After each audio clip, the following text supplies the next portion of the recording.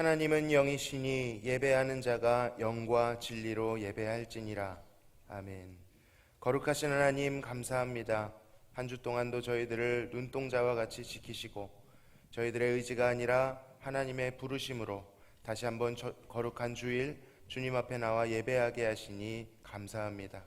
살아계신 하나님을 예배할 때에 하나님께서 부어주시는 은혜와 복락이 우리 가운데 임하게 하여 주시고 주님이 우리를 사랑하시는 것처럼 우리도 주님을 사랑하며 예배에 반응할 수 있도록 인도하여 주시옵소서. 예배의 시종을 주님께 의탁하오며 예수님의 이름으로 기도하옵나이다. 아멘.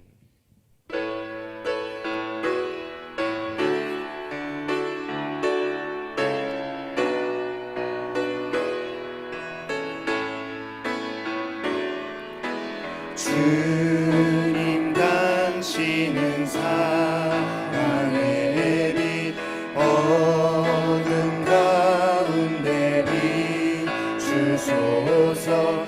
세상의 빛 예수 우리를 비추사 당신의 진리로 우리를 자유케 비추소서. 우리 위에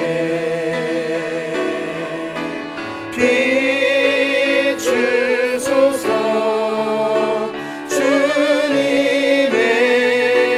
영광 온 땅 위에 부으소서. 내게 성령의 불을 넘치소서. 은혜와 긍휼을 열방 중에 전하소서. 빛 되신 주의 말씀.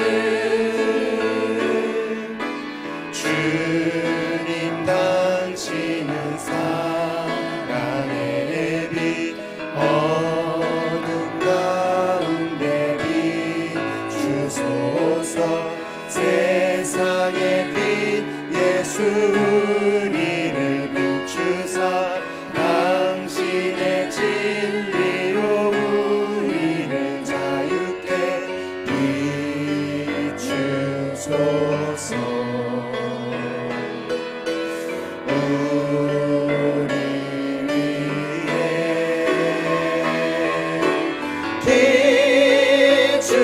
비추소서. 주님의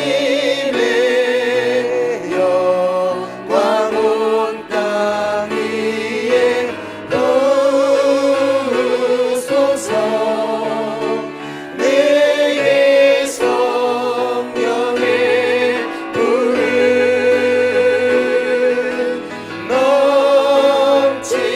넘치소서. 은혜와 긍휼을 열방 중에 전하소서. 빛 되신 주의 말씀.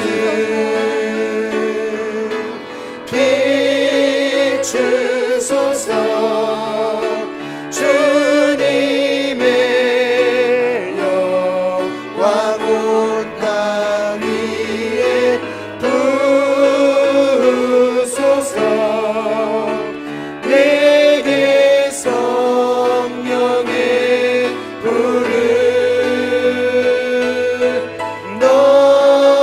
넘치소서. 은혜와 긍휼을 열방 중에 전하소서. 빛 되신 주의 말씀.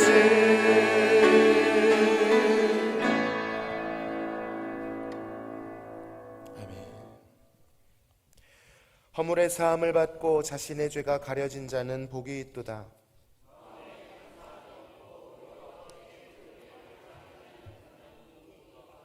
내가 입을 열지 아니할 때에 종일 신음함으로 내 뼈가 쇠하였도다.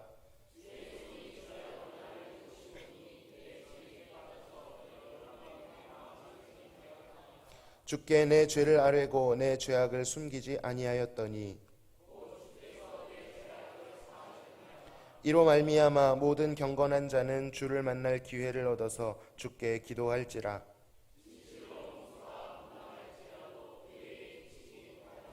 주는 나의 은신처이오니 환난에서 나를 보호하시고 너희 의인들아 여호와를 기뻐하며 즐거워할지어다. 마음이 정직한 너희들아 다 즐거이 외칠지어다. 아멘. 전능하사 천지를 만드신 하나님 아버지를 내가 믿사오며 그 외아들 우리 주 예수 그리스도를 믿사오니 이는 성령으로 잉태하사 동정녀 마리아에게 나시고 본디오 빌라도에게 고난을 받으사 십자가에 못 박혀 죽으시고 장사한 지 사흘 만에 죽은 자 가운데서 다시 살아나시며 하늘에 오르사 전능하신 하나님 우편에 앉아 계시다가 저리로서 산자와 죽은 자를 심판하러 오시리라. 성령을 믿사오며 거룩한 공회와 성도가 서로 교통하는 것과 죄를 사하여 주시는 것과 몸이 다시 사는 것과 영원히 사는 것을 믿사옵나이다. 아멘.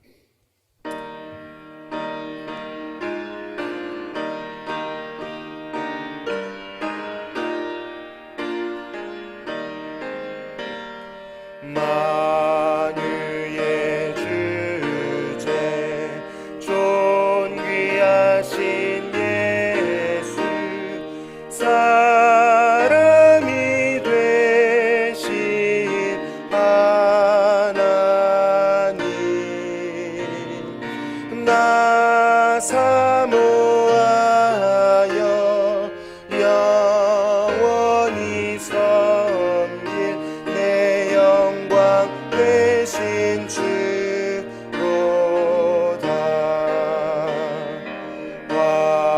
화려한 농산 무성한 저수목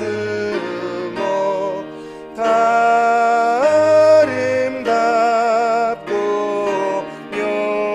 묘하나 순전한 예수 더 아름다워 봄 같은 기쁨 주시네. 광명한 해와 명랑한 저 달빛 수많은 별들 빛나나 주 예수 빛은 더 찬란하여 참 비교할 수 없도다.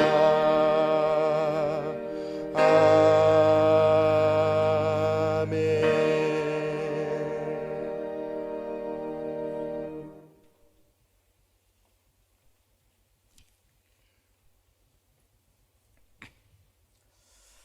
역사를 주관하시는 하나님 아버지 하나님께 영광과 찬양을 드립니다. 허물과 죄로 인하여 영원히 죽었던 우리들을 그리스도와 함께 살리시고 또 함께 일으키사 그리스도 예수 안에서 하나님의 나라에 앉게 하시고 오늘의 세상에서 성령 안에서 살게 하시니 진심으로 감사합니다. 오늘 거룩한 주일 구원받은 성도들과 함께 구원하신 하나님께 거룩한 예배를 드리게 하심을 더욱 감사합니다. 은혜로 인하여 구원받은 우리들이 이 세상을 살아갈 때에는 하나님 은혜를 잊어버리고 믿음의 자녀답지 않게 행동한 적도 많이 있습니다. 이 시간 우리들의 허물들을 고백하오니 주님의 큰 사랑으로 용서하여 주옵소서. 하나님 아버지 이 시간 함께 하셔서 하나님의 크신 은혜와 그리스도의 풍성한 사랑이 충만한 예배가 되게 하옵소서. 예배를 통하여 우리의 삶을 다시 일으키시는 하나님의 은혜를 경험하게 하시고 매일매일 모든 순간에서 하나님의 사랑을 느끼며 한 걸음씩 믿음으로 전진할 수 있도록 말씀 가운데 역사하여 주옵소서. 대하기를 지키시고 인도하시는 하나님 아버지, 교회가 하나님의 영광을 온 세계에 드러날 수 있는 교회로 이끌어 주옵소서. 지역사회의 많은 영혼을 구원하는 구원의 방주가 되게 하시고 나라와 세계에도 선교사역을 감당할 수 있도록 능력을 더하여 주옵소서. 이를 위하여 세우신 당의자 목사님 늘 장중에 잡아주시며 함께 사역하시는 모든 분들에게도 충만한 은혜를 주옵소서. 원로 목사님 늘 건강하게 하시며 선교사님 늘 함께 하옵소서. 휴가 중인 담임 목사님 주님 인도하여 주시며 오늘 예배를 인도하시는 이용순 목사님 함께하여 주옵소서. 하나님 아버지, 이 나라 이 민족을 보호하여 주옵소서. 하나님께서 지금 대한민국을 지켜주시기에 이 평화가 유지되고 있음을 믿습니다. 6월은 남과 북이 나뉘어서 전쟁을 하게 된 아픔의 달입니다. 이제 이후로는 다시는 전쟁이 이 땅에서 일어나지 않게 하시고 하나님의 섭리 안에서 평화롭고 부강하고 든든한 나라로 하나님 세워 주옵소서. 우리들의 생활 속에서 함께 하시는 하나님 아버지, 어려운 생활 속에 소원을 두고 기도하시는 분들의 기도에 응답하여 주옵소서. 특히 몸이 불편하여 고통 중에 있는 분들을 속히 치유하여 주옵소서. 자라난 자녀들 복되게 하시며 연로하신 어른들의 몸과 영혼을 편하게 하옵소서. 이 시간도 말씀 들고 쓰신 목사님, 말씀 증가하실 때에 하나님이 동행하여 주시고 말씀의 능력으로 증거되게 하옵소서. 예배를 위해 헌신하시는 모든 분들에게 하나님이 함께 하셔서 드려지는 이 시간, 이 예배가 하나님이 기뻐 받으시는 영광의 예배가 되도록 친히 인도하여 주옵소서. 예수 그리스도의 이름으로 기도드리옵나이다. 아멘.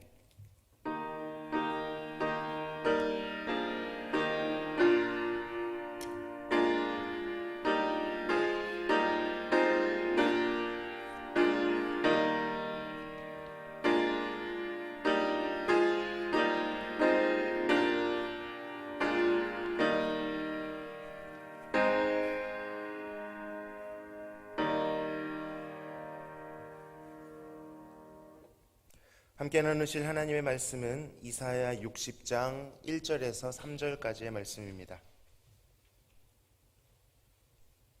이사야 60장 1절에서 3절까지의 말씀.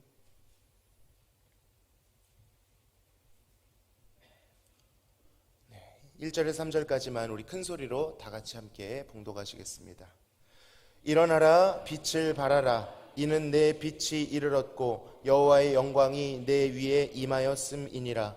보라, 어둠이 땅을 덮을 것이며 캄캄함이 만민을 가리려니와 오직 여호와께서 내 위에 임하실 것이며 그의 영광이 내 위에 나타나리니 나라들은 내 빛으로 왕들은 비치는 내 광명으로 나아오리라. 아멘. 기독교 신앙에서 영광이라고 하는 개념은 매우 중요하게 다루어지고 있습니다. 실제로 우리가 자주 사용하는 단어 중에 하나이죠. 그러나 이 영광이 구체적으로 무엇을 가리키는 것이냐 할 때에 뭉뚱거려서 이야기할 뿐 명확하게 답하기가 어렵습니다. 그만큼 그 단어가 간단하게 정의할 수 없는 신비롭고 거대한 방대한 단어이기도 할 것이고, 어쩌면 이 영광의 실체에 대한 선명한 경험이 없기 때문에 그렇게 낯설게 여겨지는 것 같습니다. 영광을 직역하자면 그것은 영화로운 빛입니다. 하나님의 영광이라고 할 때에 하나님께서 비춰주시는 신적인 빛인 것이죠. 하나님의 기원을 갖는 것입니다.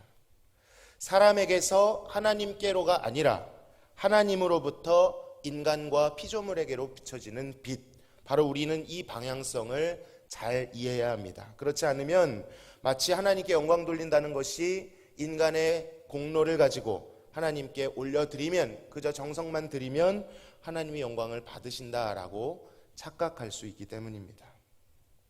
구약시대 이스라엘 백성이 특별했던 이유는 그들이 가지고 있는 고유의 민족성이라거나 전투력 때문에가 아니었습니다. 그들의 특별함은 하나님께서 자신의 영광을 그 공동체 가운데 비춰주셨다는 데 있었습니다. 그들의 진영 가운데 거룩하신 하나님께서 임재하셨죠. 성막과 성전 가운데 임하셨습니다. 그렇게 보자면 이 영광이라고 하는 단어는 하나님의 존재 방식을 가리키기도 하는 것 같습니다. 하나님의 영광과 하나님의 임재라고 하는 이 두 말은 뗄래야 뗄 수 없는 것이죠. 하나님의 영광, 하나님의 임재가 깃들어 있는 공동체는 매우 특별했습니다. 하나님의 임재 가운데 있을 때에는 그들에게 그 무엇도 두려울 것이 없었죠. 비록 그들은 아무것도 가진 것이 없는 광야의 나그네들이었지만 도리어 무기와 군대, 견고한 주둔지를 가진 이방 민족들이 이들을 보고 두려워 떨었습니다. 여호와께서 이스라엘과 함께 하신다라고 하는 기사와 그때 보이신 영광을, 그 명성을 보고 들었기 때문이죠. 간담이 녹는다 이런 표현을 쓰지 않습니까? 거대한 제국 애굽도, 견고한 가나안 성읍들도 이스라엘을 위해 싸우시는 여호와 하나님의 영광을 보고는 두려워했습니다. 속수무책이었죠. 그러니까 이스라엘의 싸움은 언제나 군대의 많고 적음이나 혹은 강하고 약함에 있지 아니했다라는 것입니다. 관건은 무엇입니까? 여호와께서 그들과 함께 하시느냐, 그렇지 아니하느냐, 여호와께서 그들에게 하나님의 영광을 드러내 주시느냐, 그렇지 아니하느냐에 달려 있었다는 것이죠. 사실 이들 역시 별반 다를 것 없는 오염된 죄인들이었지만 이들은 특별하게도 천지를 창조하신 창조주 하나님을 배울 수 있었고요, 그 영광 안에 하나님과 교제할 수가 있었습니다. 하나님께서 성전에 임하실 때면 그 영광이 얼마나 강렬했든지 제사장들도 그 전 안으로 들어가기가 어려웠답니다. 그리고 하나님께서 영광을 비추실 때 이 영광이 백성들을 삼킬 것에 대하여 그들을 보호하기 위해 빼곡한 구름과 함께 임하셨는데 이 구름도 너무나도 많았기 때문에 제사장들이 능히 서서 섬기지 못할 정도였다라고 그렇게 기술하고 있습니다. 그러니까 영광과 임재는 하나님과 백성들과의 관계 가운데 핵심적인 요소였다라는 것이죠. 이 임재로 인하여, 영광으로 인하여 이들이 하나님의 백성이라는 사실이 인정된 것입니다. 그렇게 보면 이 영광의 임재라는 것은 거룩한 백성과 그렇지 못한 언약 밖에 있는 자들을 구분해주는 기준이 되기도 했던 것 같습니다. 자, 그런데 문제는 이렇게 거룩한 영광이 비춤에도 불구하고 이스라엘 공동체가 그 영광을 잘 담아내지 못했다는 데 있었습니다. 여호와 하나님의 신실함과는 반대로 이 백성들은 하나님의 영광을 잘못 이해했고 잘못 대했으며 그 영광을 헛되고 가증한 것들과 바꾸어 가기 시작했습니다.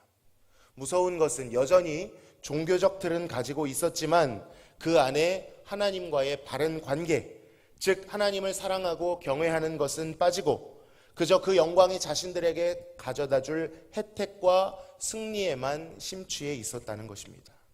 마치 그 영광을 도구인 것처럼, 그것이 기계인 것처럼, 쉽게 말하면 자판기인 것처럼, 돈 넣으면 원하는 게 나오는 것처럼 여겼던 것이죠. 예를 들어서 사무엘상에 보면 블레셋과의 전쟁 중에 이스라엘이 계속해서 패배하게 됩니다. 그리고 그들은 패배의 요인을 분석하는데 그것이 바로 여호와의 임재의 상징인 법궤를 앞세우지 않았기 때문이다, 이렇게 분석해버립니다. 그래서 언약궤를 가져오고 다시금 도전한 적이 있었습니다. 언약궤만 앞세우면 승리할 것이다, 보장되어 있을 것이다 생각했지만 결과는 어떻게 되었는지 아십니까? 승리는커녕 처절한 패배를 맛보고 오히려 이 언약궤까지도 블레셋 원수들에게 빼앗겨버리는 참상을 경험하게 됩니다. 언약궤 안에 있는 하나님의 임재를 도구화한 것이죠. 사실 그들의 문제는 언약궤가 그들에게 있느냐 없느냐의 문제가 아니었고 그들이 하나님을 떠났다는 데 있었는데 그것은 알지 못하고 하나님과의 관계를 버렸다는 것은 간과한 채 하나님의 임재가 떠난 언약궤만을 맹신하며 전쟁에 나아갔다는 것이죠. 여호와의 영광은 그런 것이 아니었습니다. 신학자 존 오스월트라고 하는 사람은 하나님의 영광을 이렇게 정의했습니다. 여호와의 영광이라고 하는 것은 하나님께서 자신이 거하시기로 정하신 곳을 그의 거룩하심으로 채우실 때 경험되는 무엇이죠? 실제이다. 말이 조금 어렵습니다. 풀어서 말씀드리면 영광의 핵심이라고 하는 것은 하나님께서 어느 지점에 임재하시는 것인데, 그 임재하시는 곳에 무엇이 나타난다고요? 하나님의 본질, 하나님의 성품이라고 할 수 있는 거룩함이 나타나게 돼 있다는 것입니다. 그리고 그 거룩함을 마주하는 사람들은 반드시 하나님의 거룩함에 영향을 받게 되고 그것에 반응하게 된다라는 것이죠. 반대로 말하면 여호와의 거룩하심 앞에 바르게 반응하지 못하게 되면 그 영광을 경험하지 못하거나 혹은 영광 앞에 생존할 수 없게 되는 것입니다. 아무리 성막과 성전과 언약궤가 그 가운데 있다 하여도 하나님과의 바른 관계, 거룩한 관계를 맺지 못한다면 영광이 경험되지 않습니다. 혹 그것을 목도하더라도 삼킴을 당하게 되는 것이죠. 여호와는 소멸하는 불이시기 때문입니다. 이스라엘 백성들에게는 성막도 있었고요, 언약궤도 있었습니다. 규례와 절기도 있었습니다. 율례대로 제사를 꼬박꼬박 드렸습니다.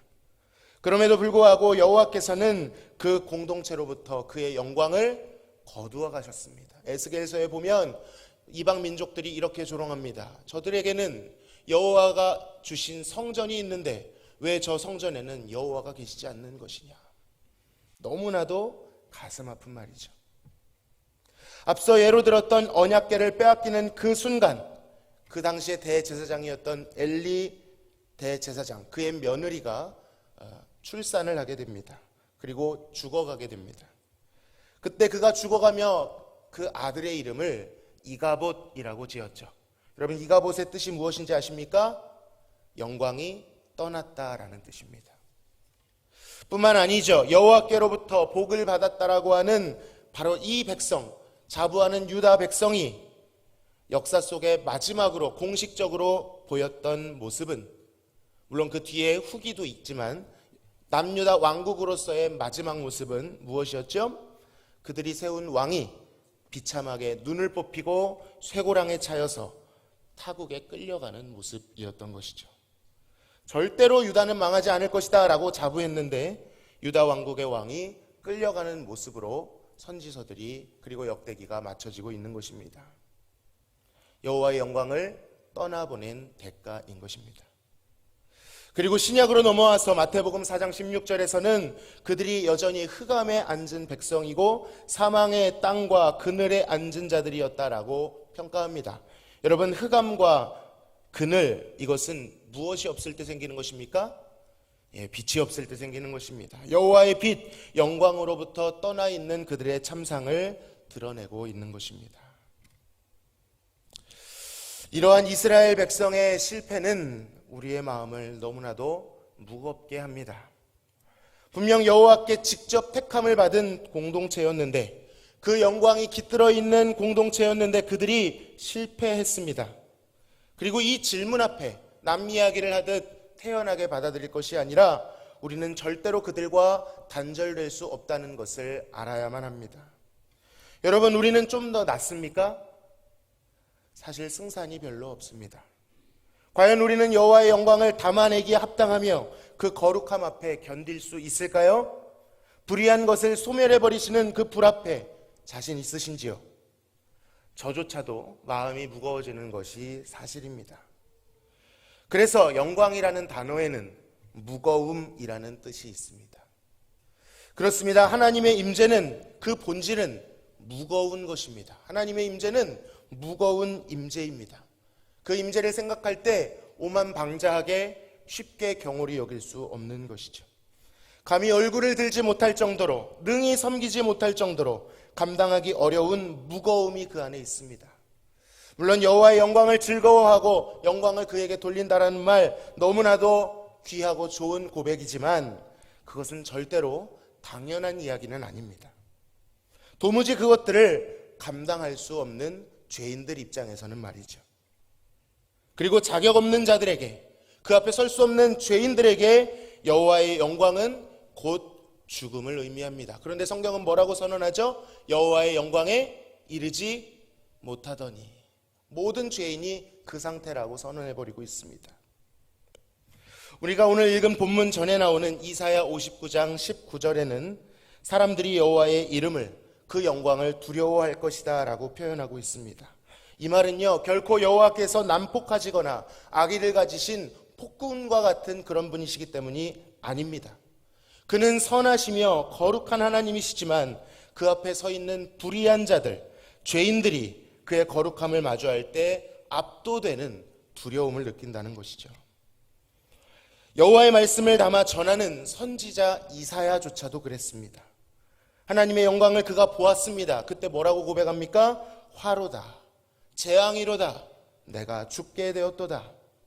자신의 부정함과 죽음을 선언해버립니다. 심지어는요, 그 자리에 있었던 여호와의 영광을 보좌하는 천사들이 있었습니다. 그들의 이름은 스랍이었습니다. 스랍조차도 그 영광을 감당하지 못하여 두 눈을 가리우고 6날개가 있었는데 두 날개로 두 눈을, 두 날개로는 날며 두 날개로는 그들의 부정한 발을 가리웠습니다. 여러분, 스랍의 뜻이 무엇인지 아십니까? 스랍은 불타는 자입니다. 그 자체가 불타고 있습니다. 그리고 빛을 발하는 자입니다. 하나님 나라의 구성원으로서 하나님의 영광에서 그것을 보좌할 정도로 그들도 매우 특별한 피조물입니다. 그런데 그들조차도 하나님의 영광 앞에서는 어찌할 바를 모르고 눈을 가리고 발을 가리울 정도였습니다.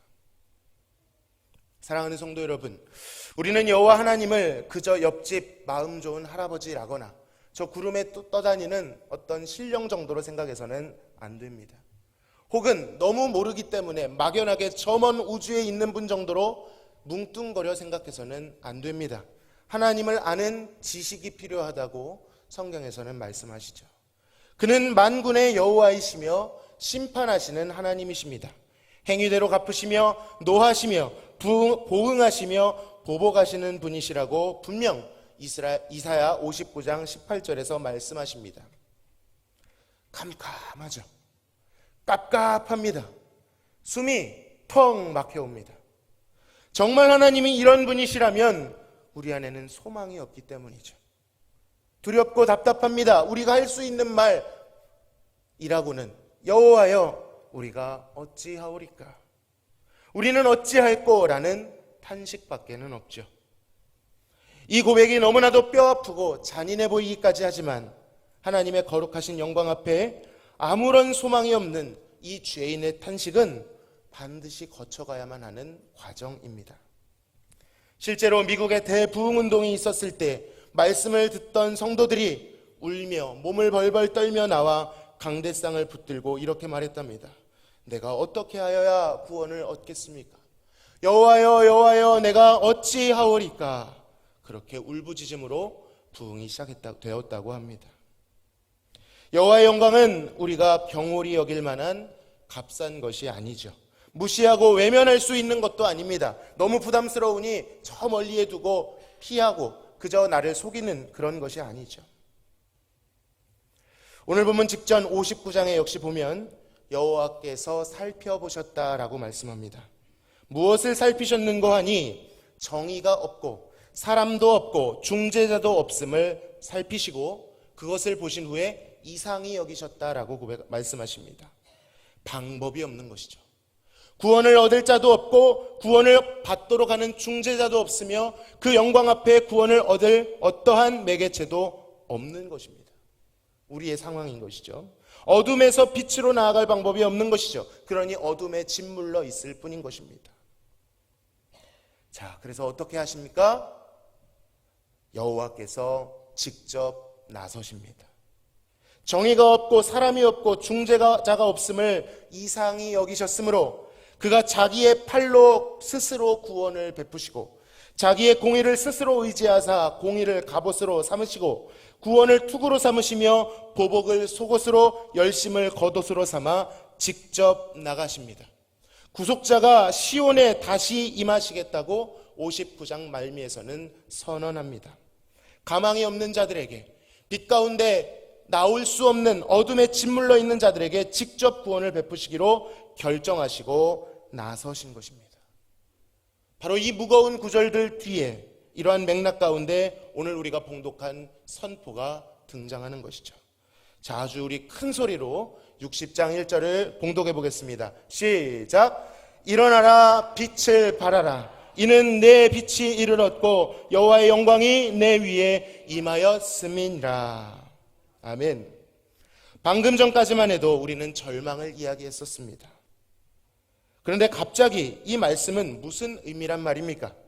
여호와의 영광이 비춰져도 도저히 그것을 담아낼 수가 없고 그 영광에 이를 수 없다 했는데, 이제는 그 빛이 너희에게 이를 얻고 여호와의 영광이 너희 위에 임하였다라고 말씀합니다. 그러므로 일어나서 그 빛을 발하라, 그 빛을 반사해라, 그 빛을 투영해라 라고 말씀하시니 우리는 너무나도 의아할 수밖에 없습니다. 혹시 하나님께서 이스라엘이 아니라 다른 사람들, 이스라엘 대신 다시 채용하신 괜찮은 사람들에게 하신 말씀 아닌가 생각할 수 있지만 그렇지 않습니다. 분명 이 말씀은 죄로 인하여 무너진 그 시온, 여호와의 영광에 대하여 황폐하여진 이 백성들에게 주신 말씀입니다. 여호와의 영광을 철저히 상실한 그들에게, 어둠에 짓물러 있는 그들에게 여호와께서 직접 나서셔서 그 영광을 비춰주시겠다고 약속하시는 것이죠. 그 영광이 땅을 덮은 어두움을 뚫어낼 것이고 만민을 가리운 캄캄함을 몰아낼 것입니다. 그 영광이 이제는 나타날 것인데, 이 어둠 중에 있던 자들이 자신뿐만 아니라 그 빛을 바람으로 인하여, 그 빛을 발산함으로 다른 자들, 만민과 열방에게까지 비추게 할 것이다 라고 하나님은 선포하고 계신 것이죠. 여러분, 이사야의 위험찬 선포와 달리 남유다는 망했습니다. 그 영광은 떠난 것처럼 보였습니다. 심지어 말라기를 마지막으로 하나님의 계시가 끊겼습니다. 400년이나 끊겼습니다. 여기 400년 사신 분 계신가요? 너무나도 긴 시간이죠. 그런데 이 오랜 침묵을 끊고 다시 하나님의 계시가 시작됩니다. 바로 세례 요한을 통해서죠. 요한복음은 그가 전할 계시에 대하여 이렇게 선포합니다. 요한복음 1장 1절에서 4절을 같이 한번 큰 소리로 봉독하겠습니다. 시작.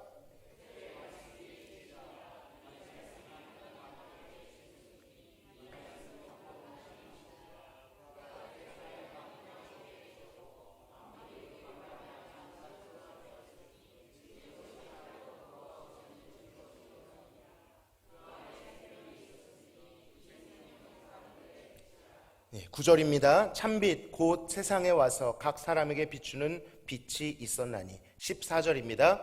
말씀이 육신이 되어 우리 가운데 거하심에 우리가 그의 영광을 보니 아버지의 독생자의 영광이요 은혜와 진리가 충만하더라. 할렐루야. 여러분, 신약은 구약의 성취입니다. 오랜 시간이 걸렸고 모든 것이 무너지고 멈춰버린 것 같았지만 하나님은 일하고 계셨습니다. 오랜 시간이 지난 뒤에 하나님의 때가 되자 그 예언이 성취되기 시작합니다. 방금 우리가 읽은 요한복음 본문을 주목해 볼 필요가 있습니다. 이 본문에 유독 많이 나오는 단어가 뭐죠? 빛과 영광이라는 단어입니다. 여호와께서 다시 빛을 비추기 시작하십니다. 영광을 발하기 시작하십니다. 그리고 요한복음 1장에서는 그 빛이 누구이신지, 그 충만한 영광이 누구를 통해 주어지는지 큰 소리로 외치고 있습니다. 여러분, 그가 누구이십니까? 그렇습니다. 태초에 계셨고 하나님과 함께 계셨으며 그 말씀이 육신이 되어 우리 가운데 오신 독생자 예수 그리스도이신 줄로 믿습니다. 그 아들 안에 이제 빛이 있습니다. 그리고 그 빛은 사람을, 그리고 만물을 살리는 생명을 가지고 있는데 오직 그 아들 안에서만, 그 아들을 통하여서만 아버지의 독생자의 영광을 볼 수 있으며 은혜와 진리의 충만함을 경험할 수 있게 됩니다. 아까도 잠시 언급드렸던 마태복음 4장 16절 일부러 읽지 않았는데요, 지금 보려고 읽지 않았습니다. 흑암에 앉은 백성과 사망의 땅과 그늘에 앉은 자에 대해서 언급했습니다. 그런데 사실 이 구절은 이렇게 되어 있습니다. 흑암에 앉은 백성이 큰 빛을 보았고 사망의 땅과 그늘에 앉은 자들에게 빛이 빛이었도다 하였느니라. 여러분, 이 구절은요, 예수님께서 가버나움에 사역하러 들어가셨을 때 그 모습을 묘사한 장면입니다. 가버나움은 하나님 보시기에 흑암에 앉은 백성이었고 사망의 땅과 그늘에 앉은 자들이었는데 누가 가니까 빛이 비춰졌습니까? 예수님이 거기 가시니까 거기에 성경에는 빛이 비춰졌다 표현합니다. 그들이 빛을 보았고 빛이 빛이었다는 것이죠. 방금 읽은 이 말씀은 오늘 우리가 봉독한 60장, 이사야 60장의 선포와 매우 비슷합니다. 일어나라, 빛을 발하라 선포하셨던 하나님의 완벽한 계획, 그는 바로 예수 그리스도셨던 것입니다. 그리스도의 오심으로 말미암아 우리의 모든 죄를 대신 지고 죽으심으로 말미암아 우리를 거룩하게 하셨습니다. 아무런 공로가 없는 우리들을 하나님이 보시기에 거룩한 존재로 만들어 주셨습니다. 빼앗긴 영광을 온전히 회복하게 하셨습니다. 그리스도를 통하여 하나님의 영광이 다시 우리 가운데 비춰지기 시작합니다. 히브리서 1장 3절에서 이는 그리스도이십니다. 그리스도는 하나님의 영광의 광채시요 그 본체의 형상이시라 선포하시고요. 고린도후서 4장 6절에서는 어두운 데 빛이라 말씀하셨던 그 태초에 어두움에 빛이 있으라 하신 그 창조주 하나님이 조금도 변하지 않으시고 이제는 예수 그리스도 안에서 우리에게 빛을 비춰주고 계시다는 것입니다. 너무나도 고맙고 감사한 말씀이죠. 영광이 상실되었던 그 자리에 영광을 창조해 주십니다. 여러분, 창조는 없는 것에서 있는 것을 만드는 것입니다. 여러분 안에 지금 무덤덤한 마음, 무미건조한 마음, 하나님을 생각해도 아무런 감흥이 생기지 않는 그 무의 상태일지라도 예수 그리스도를 붙들고 나아가면 그 안에 영광을 창조해 주신다는 것이죠.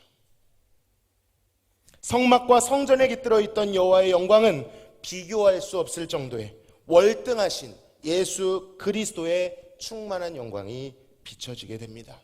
여러분, 요한계시록 21장 22절에는요 천국에는 성전이 없다고 합니다. 왜냐하면 하나님과 예수 그리스도께서 어린 양이 성전 자체가 되시기 때문이죠. 여호와의 영광이 빼곡히 차 있는 성전이시기 때문입니다. 여러분, 이제는 더 이상 두려워하지 않아도 됩니다. 여전히 하나님 앞에 자신 없고 죄의 본성에 취약하여 넘어지기도 하지만 그럼에도 우리는 죽지 않고 살아서 하나님 앞에 나아갈 수 있습니다. 하나님을 바라볼 수 있습니다. 왜냐하면 우리의 죄값은 다 치루어졌기 때문입니다. 진실로 모든 죄가 치루어졌습니다. 그뿐입니까? 그 죄의 저주를 끊으셨을 뿐더러 제로의 상태가 아니라 그 영광 안에서 즐거워하게 만들어 주셨습니다. 하나님의 가장 존귀한 자들로 만들어 주셨고 자녀로 만들어 주셨습니다. 아내로 만들어 주셨습니다. 친구로 만들어 주셨습니다. 이젠 우리같이 부정한 자들이 하나님의 존전 앞으로 나아가 담대히 나아가 그분을 아바 아버지라 부를 수 있게 되었습니다. 남편이라 부를 수 있게 되었습니다. 그와 결혼할 수 있게 되었습니다. 사랑한다고 말할 수 있게 되었습니다. 내 안에 여전히 괴리감이 느껴질지라도 내 감정보다 더 중요한 예수 그리스도께서 이루신 이 능력으로 말미암아 하나님 앞에서 즐거워할 수 있게 되었습니다. 풍성한 인자와 사랑으로 말미암아 그 지성소 은밀한 곳에 들어갈 수 있습니다. 여러분, 그 임재는 여전히 무거운 임재이지만 괜찮습니다. 왜냐하면 그 무거운 임재를 능히 담아내는, 견뎌내는 어마어마한 은혜의 보좌를 세워주셨기 때문입니다. 예수 그리스도께서 은혜의 보좌가 되셔서 무거운 임재를 능히 감당해 주십니다. 그 안에서 하나님의 온갖 풍성한 것과 신령한 것들이 자녀된 우리에게 쏟아집니다. 사랑하는 성도 여러분, 과연 우리는 하나님의 영광을 얼마나 누리고 있을까요? 혹시 우리는 하나님의 영광의 임재가 무겁다라는 그 사실 자체를 그저 무시한 채 마음대로, 정욕대로 혹은 무관심과 냉소적인 마음으로 그저 우리의 마음을, 우리의 삶을 종교적으로 채우고 있지는 않을까요? 아니면 꺼림직하니 많은 봉사와 종교적 행위로 그것을 대체하며 나는 그저 괜찮은 사람이라고, 충성된 사람이라고 증명하려고 하지는 않는지 모르겠습니다. 혹시 나는 하나님의 임재의 무거움에만 갇혀 예수 그리스도를 통해 주어주신 복음의 영광을, 그 즐거움을 전혀 누리지 못한 채 메말라가고 있지는 않은지, 우리를 자녀라 하시는데 여전히 종처럼, 노예처럼 그저 노동하며 그저 지옥 갈까 두려워 눈치를 보는 불행한 신앙생활을 하고 있지는 않은지 모르겠습니다. 우리에게는 하나님의 영광이 필요합니다. 진실로 하나님의 영광이 필요합니다. 그것이 아니고서는 도무지 우리는 신앙생활을 영위할 수 없습니다. 빠각빠각 소리만 내며 물을 낼 수 없는 빈 펌프 같은 삶이 아니라, 울리는 꽹가리 같은 삶이 아니라, 하늘로부터 거대한 비구름이 우리에게 물을 내려 우리를 충만하게 채울 때, 생명의 근원으로부터 오는 공급이 예배 가운데, 우리의 삶 가운데 있을 때, 우린 진정한 의미에서 하나님을 신앙하게 될 줄로 믿습니다. 그리고 그 충만은 우리의 삶의 지경 밖으로 범람하게 될 것입니다. 우리의 예배를 덮게 될 것이고요, 예배가 삶을 덮게 될 것입니다. 그리고 그 삶이 이웃과 만민과 열방을 덮게 될 줄로 믿습니다. 흑암에 짓물러 있는 자들에게 빛을 비춰주게 될 줄로 믿습니다. 이 영광이 그리스도와 성령 하나님 안에서 찬란하게 빛나고 있습니다. 우리가 함께 모여 예배할 때 이 약속을 마땅히 붙들어야 합니다. 가난한 마음으로 나아가야 합니다. 상하고 통회하는 심정으로 나아가야 합니다. 혼자서는 못합니다. 그 영광은 공동체 가운데 깃들기에 우리는 하나님의 영광을 머금은 이 공동체를 사모하여 하나님 앞에 나와 조화를 이루고 하나님의 영광을 구해야 할 줄로 믿습니다. 여러분, 그들 중에는 유난히 빛나는 자들도 있을 겁니다. 그들의 삶에 하나님의 선하심과 은혜의 고백들이 가득 차 있는 것이죠. 영광이 비치는 삶이 있습니다. 그런 인생을 볼 때 도전을 받죠. 그런 하나님, 그가 경험한 하나님을 나도 경험할 수 있기를 갈망하며 나도 하나님을 더 알아가야겠구나, 성도의 교제를 통해 알아갈 수 있습니다. 반면 어떤 이들은 조금 희미해 보일 수도 있습니다.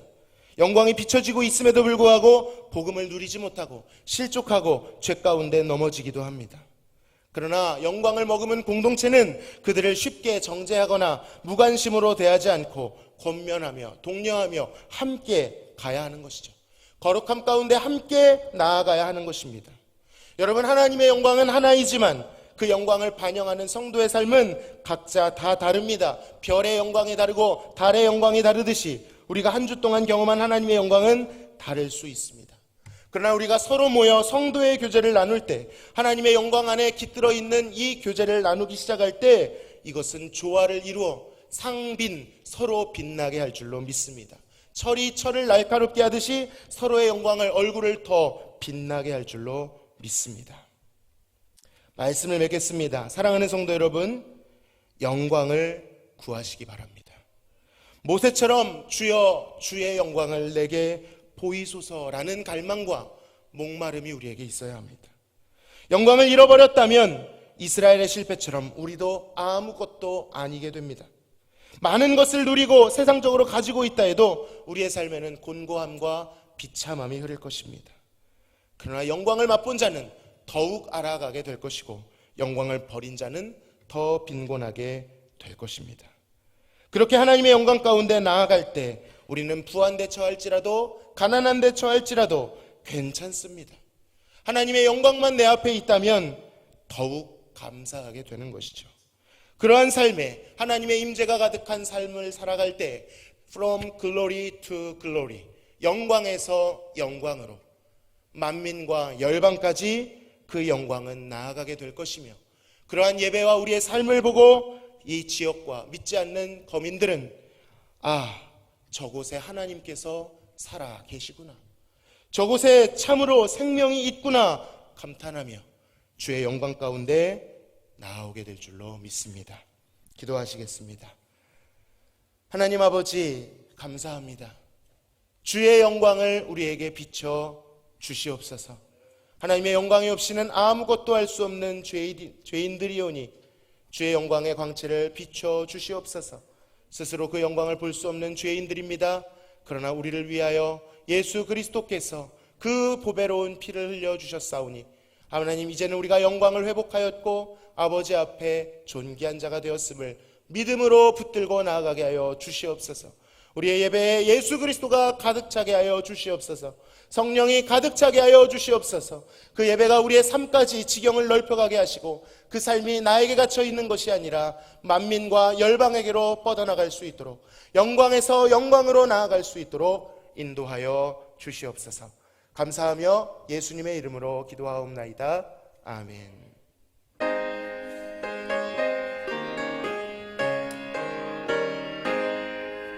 시온의 영광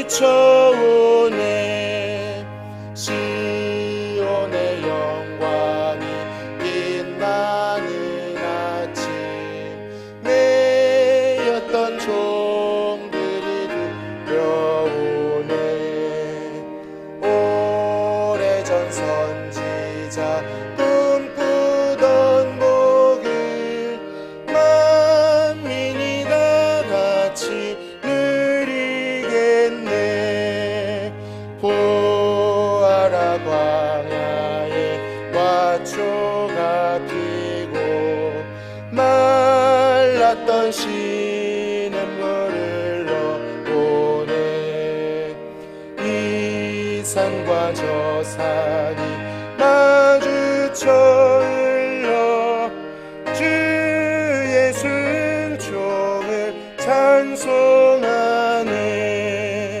땅들아 바다야 많은 섬들아 찬양을 주님께 드리거라.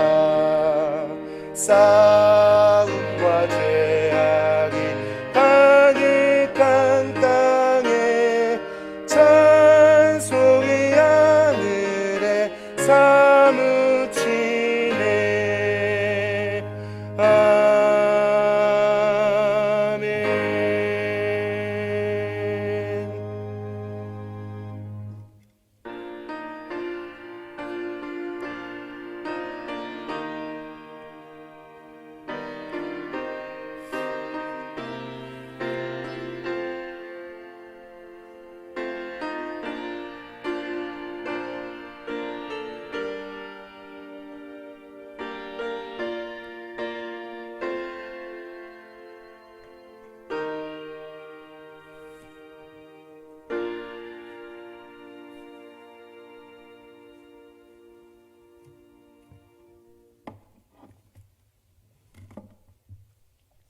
감사헌금 하나님께 봉헌에 올립니다. 범사에 감사합니다. 이용선 목사 가정에서 가정과 좋은 창호 사업장에 함께 하심에 감사합니다. 조병식 장로님, 박연희 권사님 가정에서 하나님을 신뢰하며 살게 하심을 감사합니다. 이동혁 장로님, 장기랑 권사님 가정에서 이정혜 권사님 감사헌금 드렸습니다. 가족들의 건강을 지켜주옵소서. 김덕준 집사님, 정선 집사님 범사에 함께 하심을 감사합니다. 천상호 집사님, 최혜영 권사님 감사함 가운데 인도해 주시며 은혜 주심 감사합니다. 조영자 집사님, 정봉원 집사님, 장유리 집사님 가정에서 나의 방패 되시는 하나님 감사합니다. 문상준, 김유진 집사님 가정에서 늘 동행하시는 주님 감사합니다. 이명석, 이우석 청년 항상 감사합니다. 조재목 청년 건강함으로 하나님께 영광 돌리는 딸들 되게 하옵소서. 좋은 영훈 성주 청년 성도 이름으로 하나님께 드렸습니다. 주님의 인도하심에 감사합니다. 무명으로 드렸습니다. 11조 헌금 봉헌합니다. 이동혁 장로님 가정에서, 이용석 장로님 가정에서, 이정혜 권사님, 김경진 집사님, 임남옥 집사님, 김옥선 권사님, 이정희 집사님, 정봉호 집사님 가정에서 이혜인 성도님 하나님께 11조 헌금 드리셨습니다. 선교 헌금, 구제 헌금, 주정 헌금 하나님께 드립니다. 하나님 아버지 감사합니다. 저희들 구원하여 주신 것도 감사한데 늘 보살펴 주시고 필요를 채워 주시고 삶을 인도하여 주심에 감사를 드립니다. 세상에서는 물질이 가장 중요하다고 하지만 저희들의 가장 우선순위는 오직 우리 하나님이시라는 고백을 담아 물질을 하나님께 드리오니 주여 흠양하여 주시옵소서. 이 믿음을 받아 주시옵시고 기도 제목과 마음의 소원들과 필요를 주님께서 들으셔서 하나님 앞서가서 채우시고 앞서가서 들으시고 행하여 주시옵소서. 어려움 가운데 있는 자들이 주님 앞에 믿음으로 드렸사오니 하나님 30배, 60배, 100배의 은혜가 임하게 하여 주시옵소서. 감사하며 예수님의 이름으로 기도하옵나이다. 아멘. 다 함께 인사 나누시겠습니다. 주변에 계신 분들을 바라보시면서 형식적인 인사가 아니라 사랑의 인사가 될 수 있도록 성도의 교제를 나눠주시기를 바랍니다.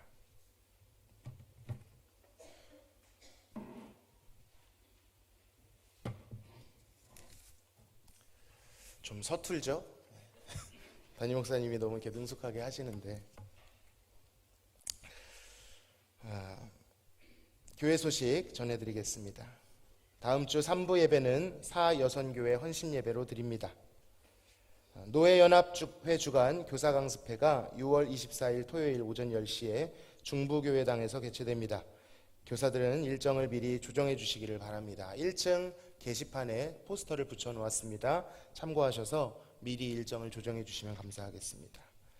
기관별 청원 기도에 힘써 주시기를 바랍니다. 게시판에 순서를 붙여 놓았습니다. 각 선교회 회장님들께서는 청원 기도 제목, 그 내용을 수령해 주셔서 아니면 저에게 요청하시면 온라인으로 보내드릴 수도 있습니다. 꼭 기간별로 기도해 주시면 감사하겠습니다. 주일이 어려우시면 평일이라도 시간을 이용하시면 좋겠습니다. 내년 1, 2월경으로 예상되는 실시되는 필리핀 단기 선교에 참여하기를 원하시는 분들은 선교위원장님이신 김성환 장로님께 말씀해 주시기를 바랍니다. 담임 목사님의 휴가가 진행 중에 있습니다. 평안한 가운데 새 힘을 부어주시도록 함께 기도해 주시기를 바랍니다. 복귀 후에 모든 사역에 더욱 하나님께서 힘을 부으시도록 기도해 주시면 감사하겠습니다. 주님의 지상명령인 복음 전파를 위해 헌신해 주시기를 바랍니다. 저희 목요일마다 모여서 전도하고 있는데 은혜가 있습니다. 여러분 오셔서 나갈 때는 오늘 덥겠네 싶지만 들어올 때는 보람찬 마음으로 꽉 채워진 마음으로 돌아오는 그런 고백들이 있습니다. 많이 동참해 주시면 감사하겠습니다. 또한 성도는 하나님과 예배로 맺어진 언약 백성들입니다. 공예배 참석에 힘써 주시기를 바랍니다. 추가 광고 먼저 드립니다. 연합 남선교회에서 교회 앞 화단 조성 작업으로 섬겨주셨습니다. 더운데 많이 고생해 주셨습니다. 특별히 황용호 집사님께서 예쁜 수국을 헌물해 주셨습니다. 한 번씩 보고 가시면 좋을 것 같습니다. 모임 광고 드립니다. 수요 예배 특송 예고합니다. 금주 7여선교회, 다음 주 각 구역장 및 권찰 1에서 6구역입니다. 오늘 2부 예배 후 구역장 권찰 모임이 있습니다. 다음 주 2부 예배 후에 각 선교회장단 모이고요.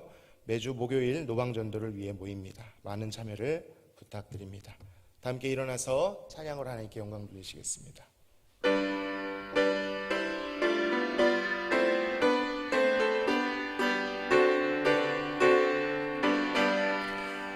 기뻐하며 경배하세 영광의 주 하나님 주 앞에서 우리 마음 피어나는 꽃 같아 죄와 슬픔 사라지고 의심 구름 거치니 변함없는 기쁨의 주 밝은 빛을 주시네 땅과 하늘 만물들이 주의 솜씨 빛내고 별과 천사 노래소리 끊임없이 드높아 물과 숲과 산과 골짜 들판이나 바다나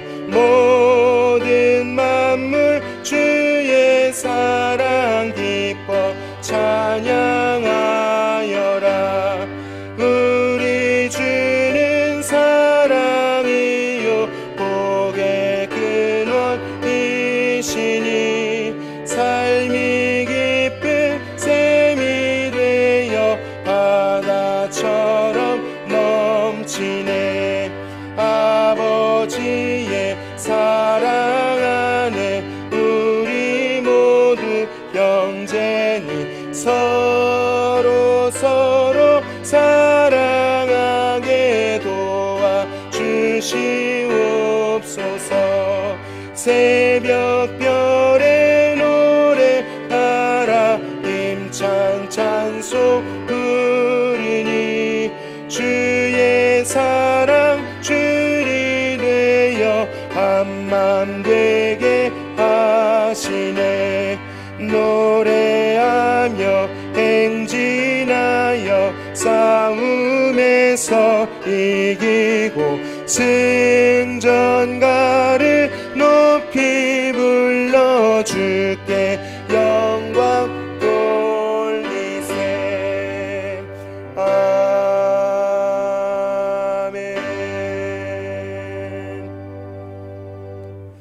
지금은 우리를 죄에서 구원하신 예수 그리스도의 크신 은혜와 아버지 하나님의 극진하신 사랑하심과 성령님의 교통 충만 내주하심이 하나님의 영광을 잃었으나 예수 그리스도와 성령으로 말미암아 그 영광 가운데 초대되어진 사랑하는 공동체 위에 주의 영광을 내게 보이소서 간구하며 나아가고자 하는 사모하는 심령들 머리 위에 대학교의 제단 위에 지금으로부터 영원토록 함께 계실지어다. 아멘.